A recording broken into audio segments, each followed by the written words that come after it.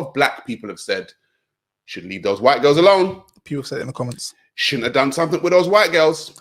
Leave those white girls alone. And then I started thinking as to why. Why are so many black people saying that you should leave white women alone? That I read in 2016 called 100 Years of Lynchings by Ralph Ginsberg. You guys can look it up right now. And the reason why I like this book is because 100 Years of Lynchings isn't a written book. It isn't a book written by anybody. What it is a book that is compiled of newspaper clippings from the 1800s to the 1900s of reporters from various newspapers in America, the Chicago Tribune or the New York Post or whatever, just writing about lynchings.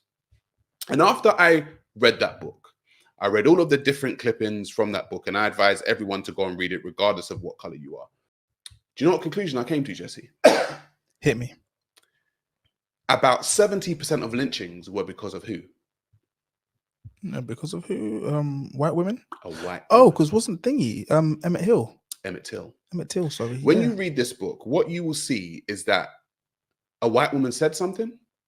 She said something. She felt something. She accused a black man of looking at her differently. She accused a black guy of touching her. It was always a white woman generally about 70% was a white woman at the center of these lynchings. And so what would happen is this white woman would accuse this black guy of doing something. And all of a sudden, this black guy would be lynched.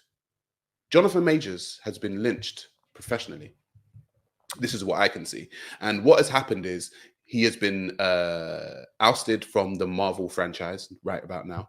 And he has been, quote unquote, lynched professionally because a white woman, and I told you I don't normally bring the race card out, but a white woman said that this black man done X, even though we already stated and read the fact that he didn't intend to do anything to her according to what has been reported, but he was still found guilty.